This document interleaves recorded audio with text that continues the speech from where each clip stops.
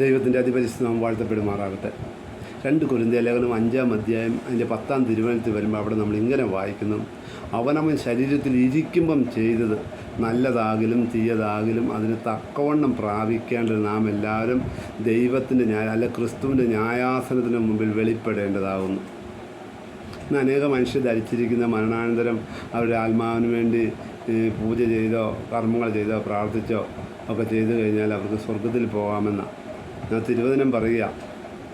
അവനവൻ ശരീരത്തിൽ ഇരിക്കുമ്പോൾ എന്ന് വെച്ചാൽ നമുക്കറിയാം, നമ്മൾ ജീവിച്ചിരിക്കുമ്പോൾ നമ്മൾ മറ്റുള്ളവരെ ഉപദ്രവിച്ച് മദ്യപിച്ച് അല്ല ജഡീയ പ്രവൃത്തി ചെയ്ത് അല്ലെങ്കിൽ നമ്മൾ പാവപ്രവൃത്തികൾ ചെയ്ത് ദുർനടപ്പിൽ നടന്ന് ജീവിച്ച് മരിച്ചു കഴിഞ്ഞാൽ നമ്മുടെ ആത്മാവിന് വേണ്ടി പ്രാർത്ഥിക്കുകയോ പൂജ നടത്തുകയോ എന്ത് കർമ്മങ്ങൾ ചെയ്താലും അത് കേൾക്കാൻ ദൈവം ഒട്ടും ബുദ്ധിയില്ലാത്ത ജ്ഞാനമില്ലാത്ത ദൈവമല്ല എന്നുള്ള കാര്യം നമ്മൾ വ്യക്തമായി മനസ്സിലാക്കണം.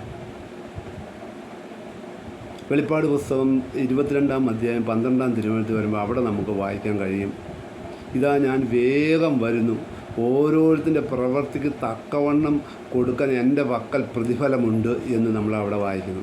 അവിടെ വ്യക്തമായിട്ട് തിരുവചനം പറയുകയാണ്, എന്താണ് ജീവിച്ചിരിക്കുമ്പോൾ അല്ലെ ശരീരത്തിൽ ഇരിക്കുമ്പോൾ ചെയ്തതിൻ്റെ പ്രവൃത്തിയുടെ ഫലമാണ് ദൈവം നമുക്ക് തരുന്നതെന്ന് നമുക്ക് കാണുവാൻ സാധിക്കും.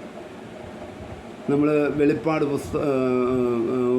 ദാനിയേലിൻ്റെ പുസ്തകം 12-ാം അധ്യായം അതിൻ്റെ 2-ാം തിരുവചനത്തിൽ വരുമ്പോൾ അവിടെ നമുക്ക് വായിക്കുവാൻ സാധിക്കും: നിലത്തിലെ പൊടിയിൽ നിദ്ര കൊണ്ടവരിൽ പലരും ചിലർ നിത്യജീവനായും ചിലർ ലജ്ജയ്ക്കും നിത്യനിന്ദയ്ക്കുമായിട്ട് എഴുന്നേറ്റ് വരും. പഴയ നിയമത്തിലാണെങ്കിലും അവിടെയും വ്യക്തമായിട്ട് ഈ വിഷയത്തെക്കുറിച്ച് പറഞ്ഞിട്ടുണ്ട്. എന്താണ് ജീവിച്ചിരിക്കുമ്പോൾ അവർ ചെയ്തതിൻ്റെ ആ കർമ്മത്തിന് തക്കവണ്ണം പ്രാപിപ്പാനാണ് ഓരോരുത്തരും ദൈവത്തിൻ്റെ സന്നിധിയിൽ നിൽക്കുന്നതെന്ന് വചനം പറയുന്നു. ഒരിക്കൽ മരണവും പിന്നെ ന്യായവിധിയും സകലർക്കും ദൈവം കൽപ്പിച്ചിരിക്കുന്നു എന്ന് തിരുവചനം വ്യക്തമായിട്ട് നമ്മോട് പറയുന്നുണ്ട്. നമ്മൾ 1 പത്രോസിൻ്റെ ലേഖനം 1-ാം അധ്യായം അതിൻ്റെ 7-ാം തിരുവചനത്തിൽ വരുമ്പോൾ നമുക്ക് നമ്മൾ ഇങ്ങനെ വായിക്കുന്നു: മുഖപക്ഷം കൂടാതെ ഓരോരുത്തൻ്റെ പ്രവൃത്തിക്ക് തക്കവണ്ണം ന്യായം വിധിക്കുന്നവനെ നിങ്ങൾ പിതാവെന്ന് വിളിക്കുന്നു എങ്കിൽ നിങ്ങളുടെ പ്രവാസകാലം ഭയത്തോടെ കഴിപ്പിൻ. ഇവിടെ വ്യക്തമായിട്ട് പറയുകയാണ്, എന്താണ് മുഖപക്ഷം കൂടാതെ ഓരോരുത്തരും അവരുടെ പ്രവൃത്തിക്ക് തക്കവണ്ണം ന്യായം വിധിക്കുന്ന ദൈവം, ആ ദൈവത്തെ നിങ്ങൾ പിതാവെന്ന് വിളിക്കുന്നു എങ്കിൽ എന്ത് ചെയ്യണം? നിങ്ങളുടെ പ്രവാസകാലം എന്ന് പറയുന്നത് നമ്മളിവിടെ അന്യരും, ഈ ഭൂമിയിൽ അന്യരും പരദേശികളുമാണ്. ഇവിടെ നമ്മൾ പ്രവാസികളാണ്. ഇവിടെ നമ്മൾ ജീവിച്ചിരിക്കുമ്പം ദൈവത്തിനൊത്തവണ്ണം, ദൈവത്തിൻ്റെ പ്രമാണത്തിനൊത്തവണ്ണം, ദൈവത്തിൻ്റെ കൽപ്പന അനുസരിച്ച് ജീവിച്ച് മരിച്ചാൽ മാത്രമേ ഉള്ളൂ നമുക്ക് എന്ത് ചെയ്യാൻ പറ്റുള്ളൂ? നല്ലവനും വിശ്വസ്തനുമായ ദാസനെ എന്നുള്ളൊരു വിളി കേൾക്കുവാനും ആ